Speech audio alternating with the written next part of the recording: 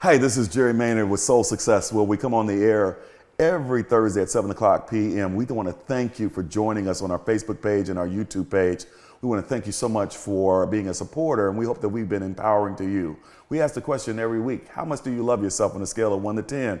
How much do you like yourself on a scale of 1 to 10? We want you to get up to the 10 spot or as close as possible so that you live the life that God wants you to live. Love yourself as you love God and love others. Because if you can't love yourself, you don't love yourself, how can you love God? How can you love other people when you don't even know how to love yourself? So we want to talk about that. Today I got a special guest where we're going to be talking about outer limits. We're going to talk about guardrails. We're going to be talking about boundaries as you get more fame, more fortune, and more money. How do you handle that? And I've got with me Jay McNutt. That is his stage name, his performing name, but he also has a government name. But I'm so glad you're here with me. I don't know what name you're going to go by right now, but we're going by Jay? Since I like this couch.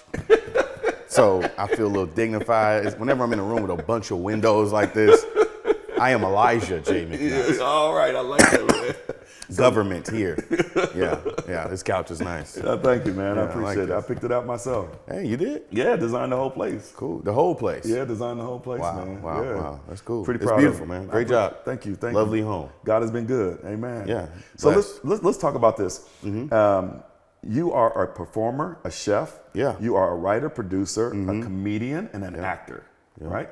And so I know that as you are in the entertainment business, Yes. we're hearing so much about what's happening now in entertainment with P. Diddy and people now coming up with their own stories, coming out with stories rather, dishing out the tea, they call it.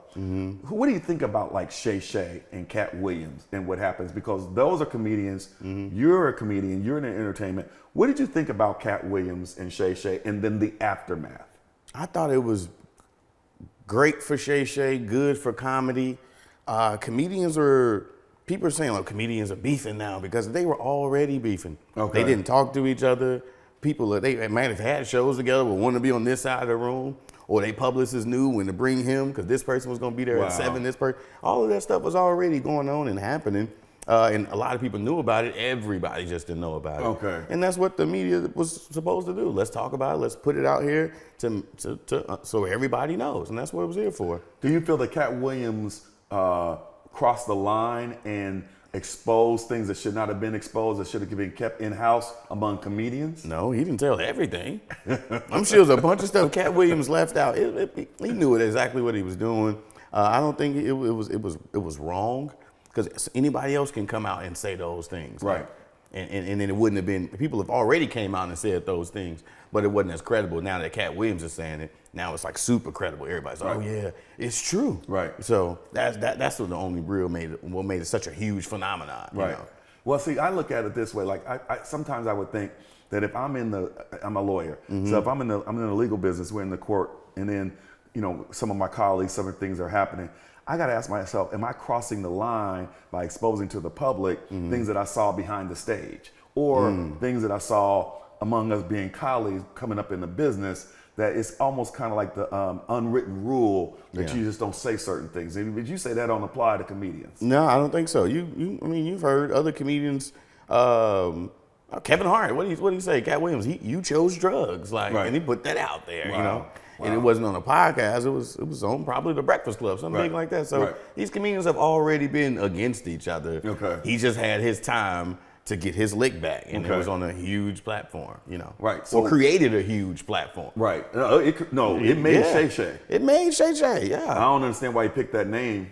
But that name was given to him back in football. You know what I'm saying? They call him Shay on the football team? Yeah, Club Shay came from his he used to have. What kind of player is he if they're going to call you Shay? He was a hell of a player, Hall of Fame. Hall of Fame. And now he buying multiple bags. I don't think they gave him Shay because of his play on the field. I don't know why they gave it to him. I don't want to know. It's a name for Shannon, short for Shannon. I don't know. But all I know, he in the Hall of Fame, he got a podcast. He getting money. He's getting money. I'm trying to hold something. I hear you, man. Listen. That episode with Cat Williams really made it. My deal is the aftermath of, I don't like to see black men not attacking. I don't like to see black men talking about black men for entertainment purposes, and then I get paid off of the friction Yeah. between two black men or people. Like I don't like these reality shows where my entertainment comes from your demise. Yeah. But you know what it does? Confrontation Yeah. sells tickets. Wow. Everybody sold tickets. Right. After that. Right. Even the comedians who was close to it. If he mentioned your name a little bit, your ticket sales went up. I did research, like when So, he talked, when that's what Cat this game Williams is talked about. about Steve Harvey's hair. I did go back and YouTube Yes. old shows, like, oh my yeah. God, that is a wig, and I didn't know. Yeah, nobody knew. Well, a lot of people knew. Everybody just didn't know. It's all Right. entertainment. Everything's not real. Okay, so in your life, in your entertainment, are there areas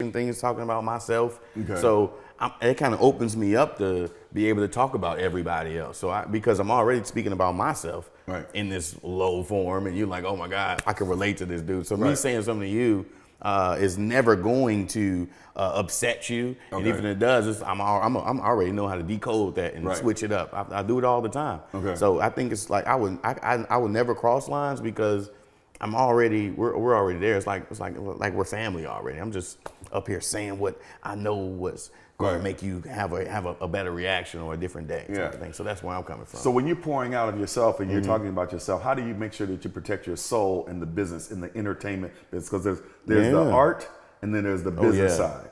How do you make sure that you protect your heart and your soul in this business that is kind of ruthless? If you're up here, if you come, you have to be a strong-minded person to be successful in anything. So yes, you're going to be around drugs, drinking, all the time. People doing all different Women. types of things. Women, well, I was going to leave them out because we're going to deal with them. We're going to face them. I'll face them. But the drugs and everything, you see a strong will with the drugs and the drinking. Strong, you can't be that strong over there yet.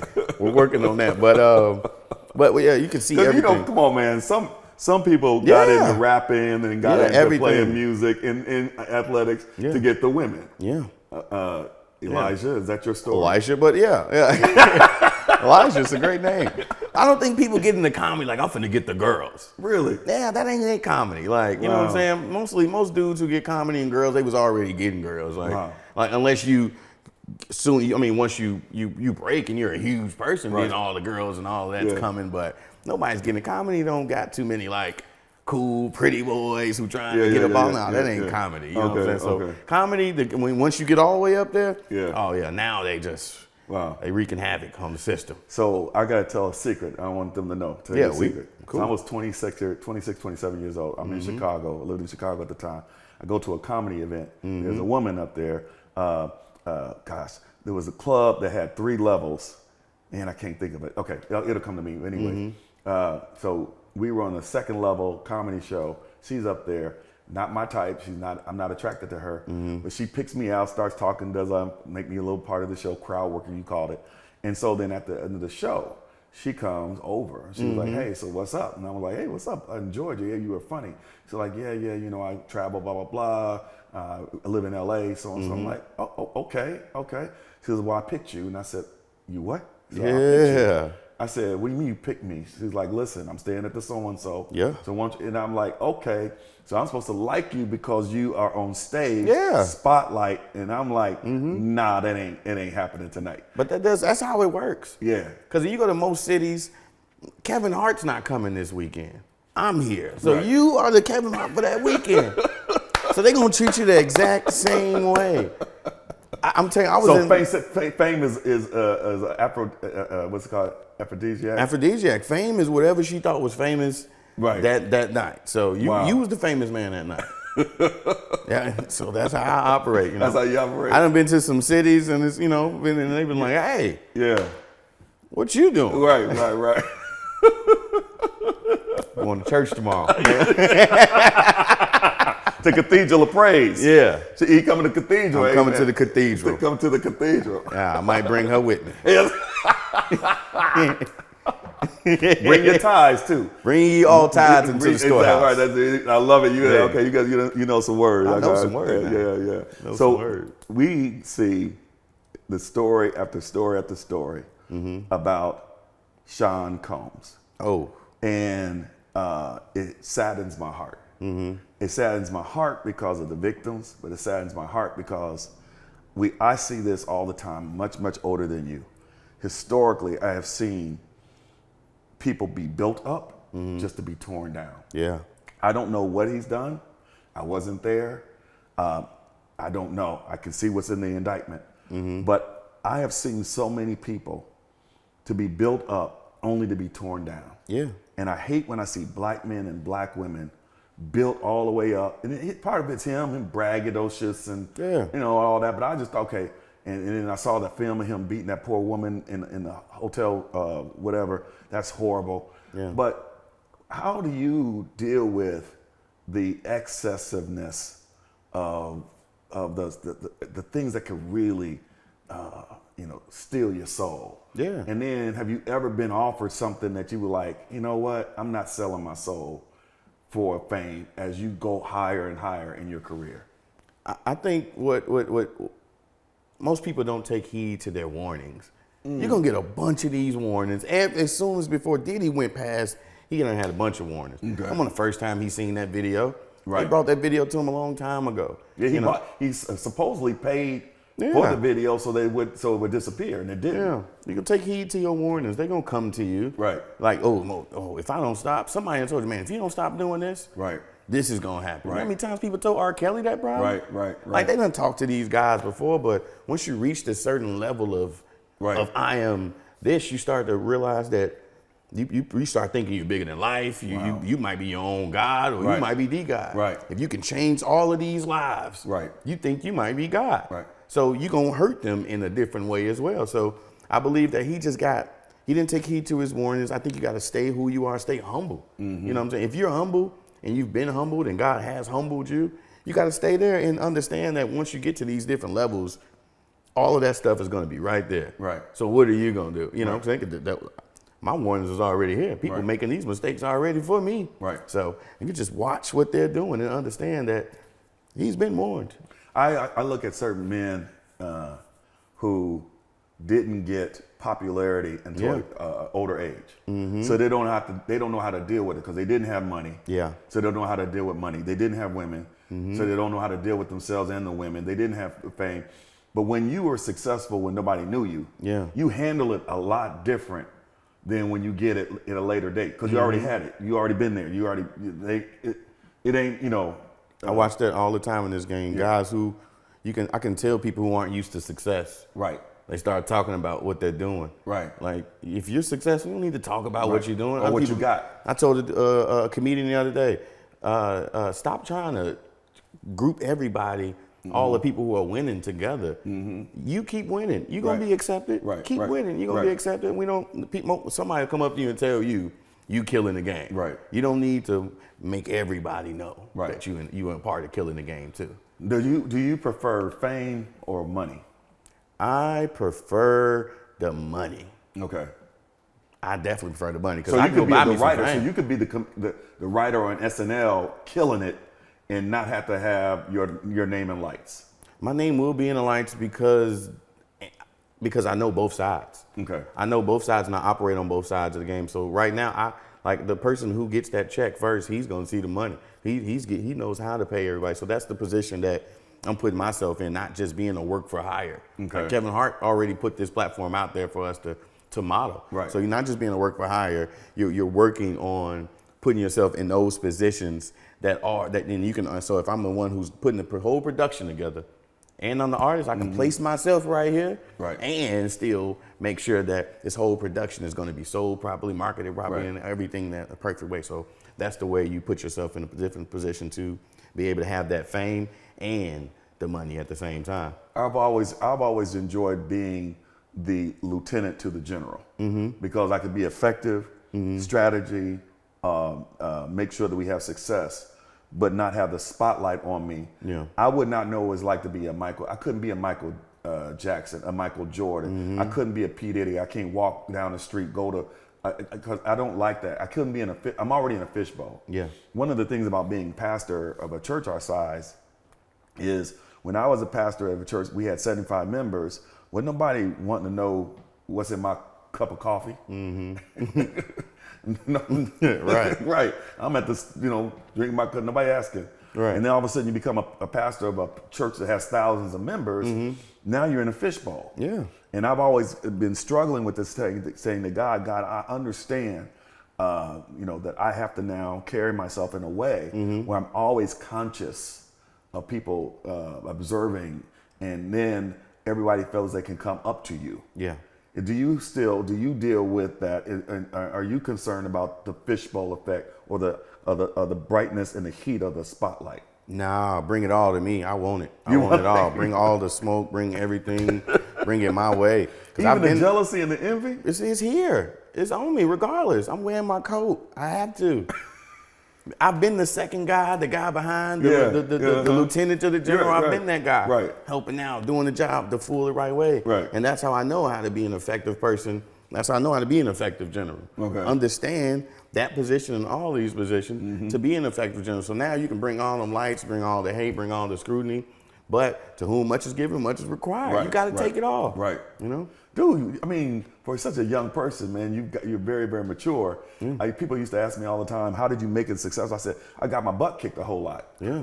And when you get your butt kicked a whole lot, you know how to deal with it. But then you stay strong because you say, okay, that didn't take me out. That didn't kill me. Now you stop. Now I stop being fearful of opportunities. Yep. Because it's like, hey, what else can they do to me? What else? What else is going to happen? Because I've been on the front page of the newspaper. I could tell you 12 different times I've been on the front page of the Tennessean, and they weren't positive. And you know what? It didn't stop me from making my money. It didn't stop me from the church growing. It didn't stop me from doing what I needed to do. It hurt at the time. Yeah.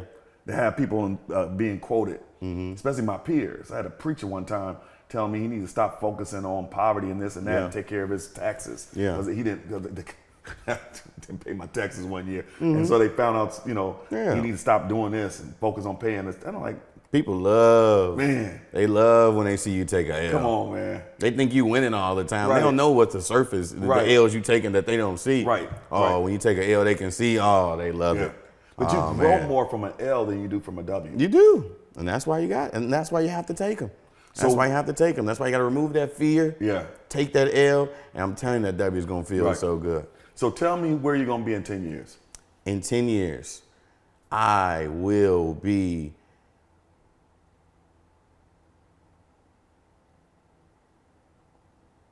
in 10 years, I would have sold out Bridgestone twice already. All right.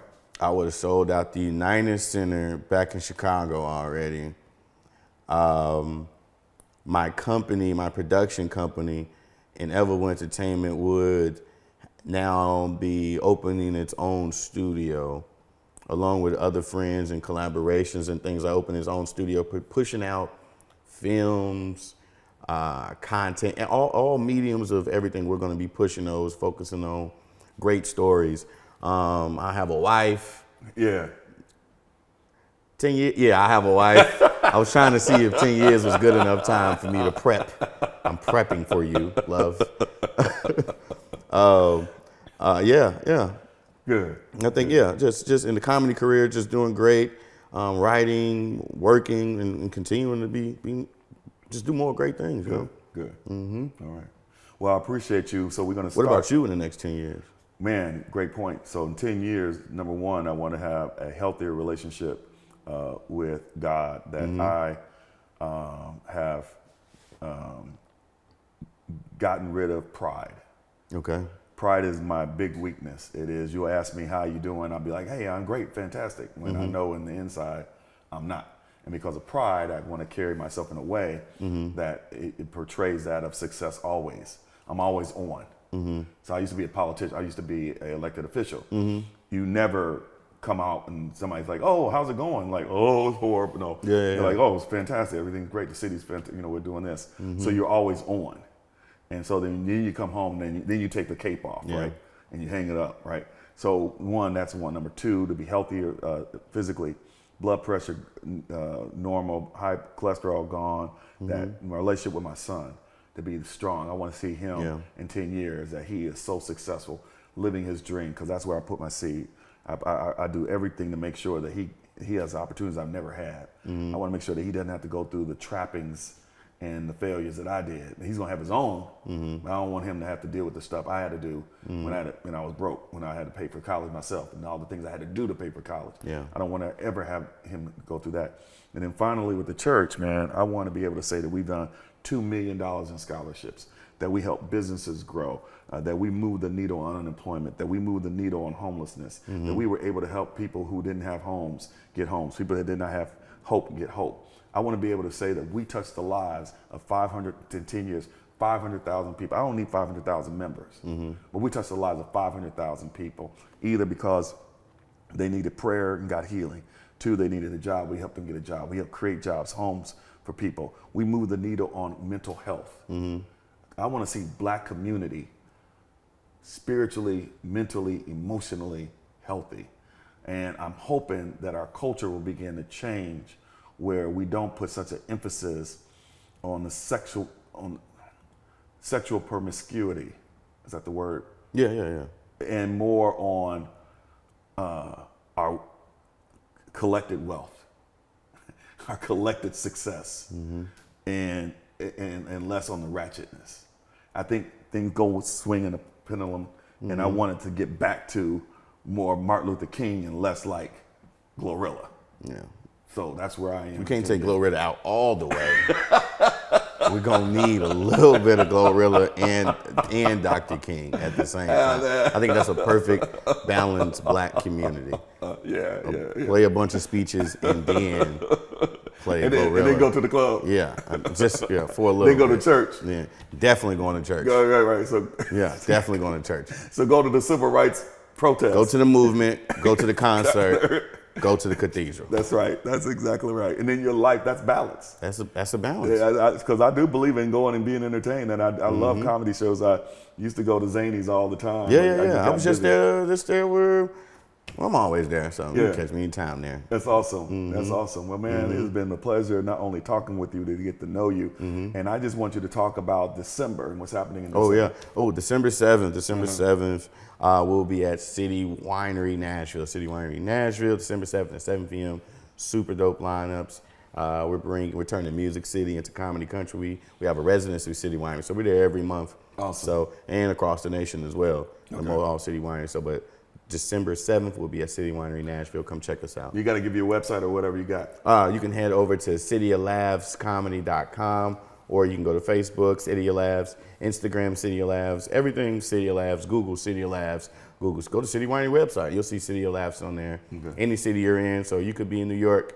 We'll be there November 2nd. That's next week. So, All right. Well, we appreciate you. This is Jerry Maynard of Soul Success. We're so glad you join us every week. This Thursday at 7 o'clock p.m. or next Thursday, 7 o'clock p.m., we'll have another episode. But we also want to tell you about happy holidays. We want to make sure that you are loving yourself, loving your family. Find somebody that you haven't talked to in a while. Find somebody that maybe you have a grievance with, and go and say, you know what, let's straighten this out because life is too short. Get it together before the end of the year. I guarantee you'll be blessed and they will be blessed. Call someone you haven't called in a long time and just tell them that you love them and you're thinking about them and care for them. I guarantee you they will appreciate it, and you then will reap what you sow. Someone will reach out back to you. I'm Jerry Maynard of Soul Success. God bless.